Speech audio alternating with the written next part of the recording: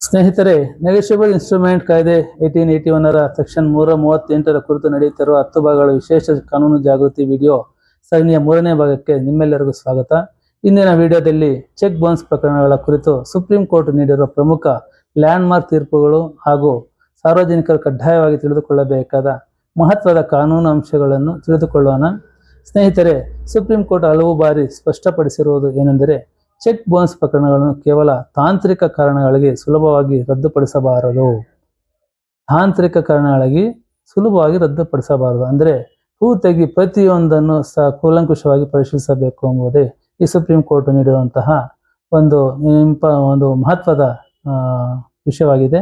ಈ ನಿಟ್ಟಿನಲ್ಲಿ meters and instruments private limited versus Kanchan Mehta ಪ್ರಕರಣದಲ್ಲಿ ಸುಪ್ರೀಂ ಕೋರ್ಟ್ ಸೆಕ್ಷನ್ 138 ಪ್ರಕರಣಗಳ ಮುಖ್ಯ ಉದ್ದೇಶ ವ್ಯಾಪಾರ ಮತ್ತು ಹಣಕಾಸು ವ್ಯವಹಾರಗಳಲ್ಲಿ ವಿಶ್ವಾಸವನ್ನು ಕಾಪಾಡುವುದು ಎಂದು ಹೇಳಿದೆ ಹಾಗೂ ಸಾಧ್ಯವಾದಷ್ಟು ಬೇಗ ರಾಜಿ ಮತ್ತು ಪರಿಹಾರಕ್ಕೆ ಉತ್ತೇಜನ ನೀಡಿದೆ.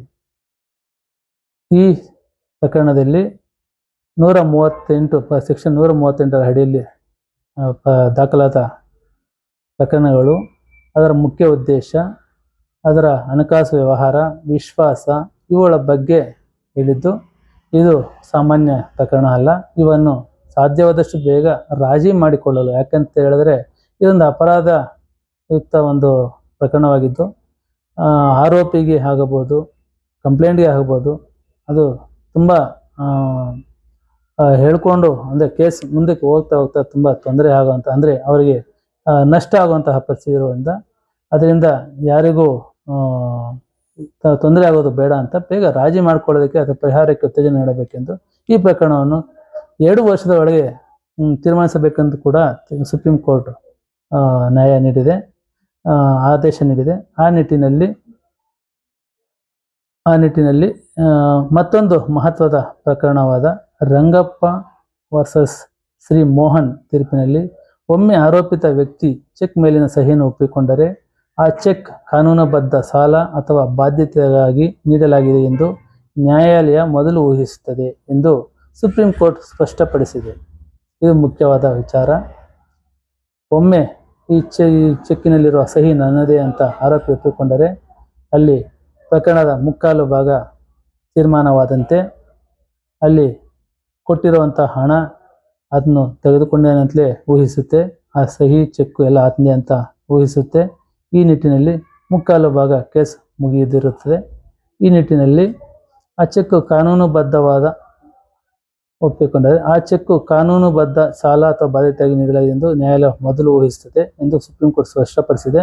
ನಂತರ ಆರೋಪಿತ ವ್ಯಕ್ತಿಯೇ ತನ್ನ ರಕ್ಷಣೆಯನ್ನು ಸಾಬೀತುಪಡಿಸಬೇಕಾಗುತ್ತದೆ. ಒಂದು ವೇಳೆ ಚೆಕ್ ಸಹಿ ಒಪ್ಪಿಕೊಂಡ ಮೇಲೆ ಅದನ್ನು ರಕ್ಷಣೆ ಮಾಡಿಕೊಳ್ಳಬೇಕಾದರೆ ಈ ಚೆಕ್ ಯಾವ ಕಾರಣಕ್ಕೆ ನೀಡಿದ್ದೇನೆ ಅಥವಾ ಈ ಚೆಕ್ ನಾನು ನೀಡಿಲ್ಲ ಅಂತಲೋ ಇಲ್ಲ ಕಳೆದುಕೊಂಡು ಇರೋದಕ್ಕೆ ಅದಕ್ಕೆ ಬೇಕಾದಂಥ ಸಾಕ್ಷಿಗಳ ಕೊಡುವುದಾಗಿಯೋ ಆ ರೀತಿ ರಕ್ಷಣೆ ಪಡೆದುಕೊಳ್ಳುವ ಅದಕ್ಕೆ ಸಾಕ್ಷಿಗಳನ್ನು ನೀಡುವಂತಹ ಹೊಣೆ ಆರೋಪಿ ಮೇಲೆ ಇರುತ್ತದೆ. ಇದೇ ರೀತಿ ICDS limited versus Beena Shabir ಪ್ರಕರಣದಲ್ಲಿ ಭದ್ರತಾ ಉದ್ದೇಶಕ್ಕಾಗಿ ನೀಡಿದ ಚೆಕ್ ಆಗಿದ್ದರೂ ಚೆಕ್ ಸಲ್ಲಿಸಿದ ವೇಳೆಗೆ ಸಾಲ ಅಥವಾ ಹಣದ ಬಾಧ್ಯತೆ ಇದ್ದರೆ ಸೆಕ್ಷನ್ 138 ಅನ್ವಯವಾಗಬಹುದು ಎಂದು ಸುಪ್ರೀಂ ಕೋರ್ಟ್ ಮಹತ್ವದ ತೀರ್ಪು ನೀಡಿದೆ.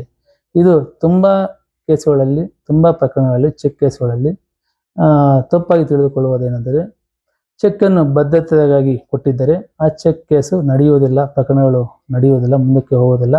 ಅದು ಶೂಟಿಗಾಗಿ ನೀಡಿರುವಂಥ ಚೆಕ್ ಆಗಿರೋದ್ರಿಂದ ಈ ಪ್ರಕರಣಕ್ಕೆ ಬರುವುದಿಲ್ಲ ಅಂತ ತಪ್ಪು ತಿಳಿದಿರುತ್ತಾರೆ. ಆದರೆ ಅಲ್ಲಿ ನಾವು ಯಾರು ಕಂಪ್ಲೇಂಟ್ ಇರ್ತಾರೆ ಅವರು ಸಾಕ್ಷಿಯಾಗಲಿ ಇಲ್ಲ ದಾಖಲೆಗಳಲ್ಲಿ ಒದಗಿಸಬೇಕಾಗಿರುವಂಥದ್ದು ಈ ಸಾಲವನ್ನು ಕೊಟ್ಟಾಗಲೇ ಆ ಕ್ಷಣದಲ್ಲೇ ಆ ದಿನದಲ್ಲೇ ಈ ಚೆಕ್ ಏನು ಸಾಲ ಕೊಟ್ಟಿರ್ತೀರಿ ಆ ದಿನಕ್ಕೇನೆ ಆ ಸಾಲ ಕೊಟ್ಟಿರೋದು ಕೂಡ ಹಣದ ಬಾಧ್ಯತೆ ಇರಬೇಕು. ಹಣ ಕೊಟ್ಟಿರೋದಕ್ಕೆ ಬಾಧ್ಯತೆ ಏನಂತ ಸಲ್ಲಿಸಿರಬೇಕು, ಅದು ಬೇಕಾದಂಥ ದಾಖಲೆ ಇರಬೇಕು. ಆಗ ಅದು ನೀವು ಶೂಟಿಗೆ ಅಂತ ಕೊಟ್ಟಿದ್ರು ಕೂಡ ಅದನ್ನು 138 ಅಡಿಯಲ್ಲೇ ತೆಗೆದುಕೊಳ್ಳಬಹುದು ಅಂತ ಸುಪ್ರೀಂ ಕೋರ್ಟ್ ಒಂದು ಜಡ್ಜ್ಮೆಂಟ್ ನೀಡಿದೆ. ಈ ನಿಟ್ಟಿನಲ್ಲಿ ಈ ನಿಟ್ಟಿನಲ್ಲಿ ಚೆಕ್ ಸಲ್ಲಿಸಿದ ವೇಳೆಗೆ ಹಣದ ಬಾಧ್ಯತೆ ಇದ್ದರೆ ಸೆಕ್ಷನ್ 138 ಅನ್ವಯವಾಗುವುದನ್ನು ಸುಪ್ರೀಂ ಕೋರ್ಟ್ ಮಹತ್ವ ತೀರ್ಪು ನೀಡಿದೆ. Dashrath Roop Singh Rathod versus state of Maharashtra ಪ್ರಕರಣದಲ್ಲಿ ಚೆಕ್ ಬೌನ್ಸ್ ಪ್ರಕರಣವನ್ನು ಯಾವ ನ್ಯಾಯಾಲಯದಲ್ಲಿ ದಾಖಲಿಸಬೇಕು ಎಂಬ ಮಹತ್ವದ ಮಾರ್ಗಸೂಚಿಗಳನ್ನು ನೀಡಲಾಗಿತ್ತು. ನಂತರ ಕಾನೂನಿನಲ್ಲಿ ತಿದ್ದುಪಡಿ ಮಾಡಿ ಚೆಕ್ ಸಲ್ಲಿಸಿದ ಬ್ಯಾಂಕ್ ಇರುವ ಸ್ಥಳದಲ್ಲೇ ಪ್ರಕರಣ ದಾಖಲಿಸಲು ಅವಕಾಶ ನೀಡಲಾಯಿತು. Makwana, Mangaldas, Tulsidas versus state of Gujarat ಸೇರಿದಂತೆ ಹಲವು ಪ್ರಕರಣಗಳಲ್ಲಿ ಸುಪ್ರೀಂ ಕೋರ್ಟ್ ಮತ್ತು ಹೈಕೋರ್ಟ್ಗಳು ಖಾಲಿ ಚೆಕ್ ನೀಡುವುದು ತುಂಬ ಅಪಾಯಕರ ಮತ್ತು ಸಹಿ ಒಪ್ಪಿಕೊಂಡ ನಂತರ ಕಾನೂನುಬದ್ಧ ಊಹೆ ಆರೋಪಿತ ವ್ಯಕ್ತಿಯ ವಿರುದ್ಧ ಹೋಗುತ್ತದೆ ಎಂದು ಎಚ್ಚರಿಸಿವೆ. ಇಲ್ಲಿ ಮುಖ್ಯವಾಗಿ ತಿಳಿಸುವಂತೆ ಮೇಲಿನ ಪ್ರಕರಣಗಳಲ್ಲಿ ಜಡ್ಜ್ಮೆಂಟ್ಗಳಲ್ಲಿ ನೀಡಿರುವಂತೆ ಯಾವ ಚೆಕ್ ನೀಡಿರ್ತಾರೋ ಆ ಚೆಕ್ ತೆಗೆದುಕೊಂಡಿರುವಂತಹ ಕಂಪ್ಲೇಂಟ್ ಯಾವ ಊರಿನಲ್ಲಿ ಇರ್ತಾನೋ ಆ ಊರಿನಲ್ಲೇ ಆ ಚೆಕ್ಕನ್ನು ಬೌನ್ಸ್ ಆದಮೇಲೆ ಅವರ ಅಕೌಂಟ್ನಲ್ಲಿ ಅಲ್ಲಿದ್ದು ಬೌನ್ಸ್ ಆದರೆ ಅಲ್ಲಿಯೇ ಆ ಕೇಸನ್ನು ನಡೆಸಬಹುದು, ಅಲ್ಲಿಯೇ ಮಾಡಬೇಕಾಗುತ್ತೆ. ಯಾಕಂದ್ರೆ ಆರೋಪಿ ಎಲ್ಲೇ ಇದ್ದರೂ ಕೂಡ ಯಾವ ಸ್ಟೇಟಲ್ಲಿ ಇದ್ದರೂ ಕೂಡ ಅದನ್ನು ಕಂಪ್ಲೇಂಟ್ ಎಲ್ಲಿ ಇರ್ತಾನೋ ಅವನ ಅಕೌಂಟ್ ಎಲ್ಲಿ ಬ್ಯಾಂಕ್ ಅಕೌಂಟ್ ಇರುತ್ತೋ ಎಲ್ಲಿರುತ್ತೋ ಅಲ್ಲಿ ಆ ಚೆಕ್ಕನ್ನು ಬೌನ್ಸ್ ಮಾಡಿ ಅಲ್ಲಿ ದೂರು ದಾಖಲಿಸಿ ನ್ಯಾಯಾಲಯಕ್ಕೆ ಪ್ರಕರಣ ದಾಖಲಿಸಬಹುದು ಅಂತ, ಅಲ್ಲೇ ನಡೆಯಬಹುದು ಅಂತ ಜ್ಯುಡಿಷನ್ ಕೊಟ್ಟಿದೆ. ಅದರ ಪರವಾಗಿ ಜಡ್ಜ್ಮೆಂಟ್ ಹೇಳಿದೆ. ಈ ನಿಟ್ಟಿನಲ್ಲಿ ಅದಾದ ಮೇಲೆ ಈ ಖಾಲಿ ಚೆಕ್ಗಳಿಗೆ ನೀಡುವಂಥ ಖಾಲಿ ಚೆಕ್ಕಲ್ಲಿ ಸಹಿ ಹಾಕಿಕೊಟ್ಟಿರೋದು ಅಪಾಯಕರ ಮತ್ತು ಸಹಿ ಒಪ್ಪಿಕೊಂಡ ಮೇಲೆ ಅದು ಕಾನೂನುಬದ್ಧ ಊಹೆ ಆರೋಪಿತ ವ್ಯಕ್ತಿ ವಿರುದ್ಧವಾಗುತ್ತದೆ ಎಂದು ಎಚ್ಚರಿಸಿವೆ. ಈ ಎರಡು ಪ್ರಕರಣಗಳಲ್ಲಿ ಕ್ಲಿಯರ್ ಆಗಿ ಹೇಳಿದೆ. ಅದನ್ನು ಒಮ್ಮೆ ಒಪ್ಪಿಕೊಂಡ ಮೇಲೆ ಅದನ್ನು ಡಿಫೆನ್ಸ್ ಮಾಡುವ ಮತ್ತು ಅದನ್ನು ಆರೋಪಿಯ ಮೇಲೆ ಇರುತ್ತೆ ಡಿಫೆನ್ಸ್ ಮಾಡಿಕೊಳ್ಳೋದು. ಅದು ಸಾಮಾನ್ಯವಾಗಿ ಕಂಪ್ಲೇಂಟ್ದಾರನಿಗೆ ಸಹಾಯವಾಗಿರುತ್ತದೆ. ಈ ನಿಟ್ಟಿನಲ್ಲಿ ಮತ್ತೊಂದು ಪ್ರಮುಖ ತೀರ್ಪಿನಲ್ಲಿ ಒಂದಕ್ಕಿಂತ ಹೆಚ್ಚು ಚೆಕ್ ಅಮಾನ್ಯವಾದರೆ ಪ್ರತಿಯೊಂದು ಚೆಕ್ಗೆ ಪ್ರತ್ಯೇಕ ಪ್ರಕರಣ ದಾಖಲಿಸಬಹುದು ಎಂದು ನ್ಯಾಯಾಲಯಗಳು ಹೇಳಿವೆ. ಇತ್ತೀಚಿನ ತೀರ್ಪುಗಳಲ್ಲಿ ಸುಪ್ರೀಂ ಕೋರ್ಟ್ ಮತ್ತು ವಿವಿಧ ಹೈಕೋರ್ಟ್ಗಳು ಮಧ್ಯಸ್ಥಿಕೆ, ರಾಜಿ, ಆನ್ಲೈನ್ ಸೆಟಲ್ಮೆಂಟ್ ಹಾಗೂ ವೇಗವಾದ ವಿಚಾರಣೆಯನ್ನು ಉತ್ತೇಜಿಸುತ್ತಿವೆ. ಏಕೆಂದರೆ ದೇಶಾದ್ಯಂತ ಲಕ್ಷಾಂತರ ಚೆಕ್ ಬೌನ್ಸ್ ಪ್ರಕರಣಗಳು ನ್ಯಾಯಾಲಯಗಳಲ್ಲಿ ಬಾಕಿ ಇವೆ. ಇಲ್ಲಿ ಮುಖ್ಯವಾಗಿ ಎರಡು ವಿಚಾರಗಳನ್ನು ಹೇಳಿದೆ.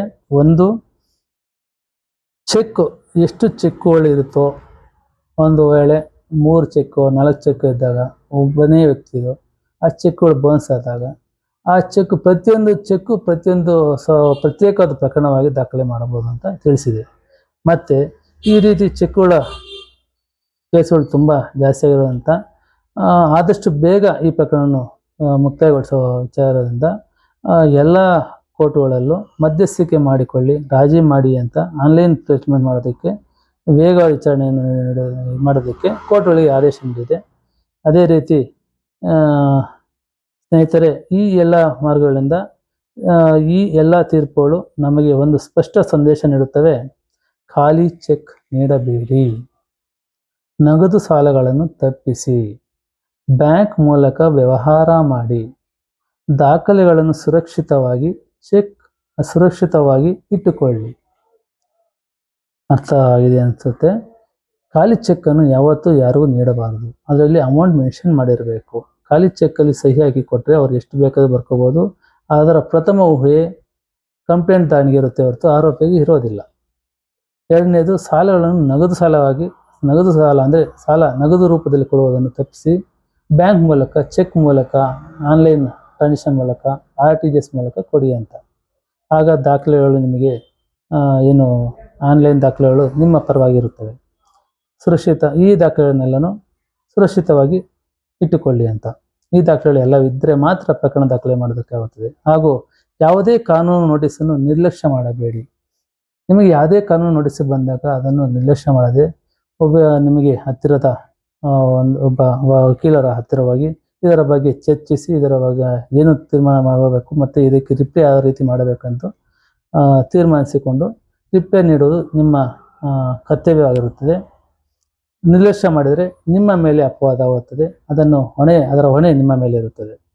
ಈ ಮಾಹಿತಿ ನಿಮಗೆ ಉಪಯುಕ್ತವಾಗಿದ್ದರೆ ಲೈಕ್ ಮಾಡಿ, ಶೇರ್ ಮಾಡಿ ಹಾಗೂ ಮುಂದಿನ ಭಾಗಗಳ ಪ್ರಮುಖ ಕಾನೂನು ಮಾಹಿತಿಗಳಿಗಾಗಿ ನಮ್ಮ ಚಾನಲನ್ನು ಸಬ್ಸ್ಕ್ರೈಬ್ ಮಾಡಿಕೊಳ್ಳಿ.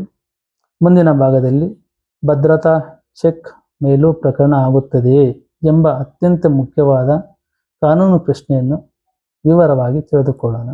ಈ ವಿಡಿಯೋವನ್ನು ಕೊನೆಯವರೆಗೂ ನೋಡಿದ್ದಕ್ಕೆ ತಮಗೆ ಧನ್ಯವಾದಗಳು.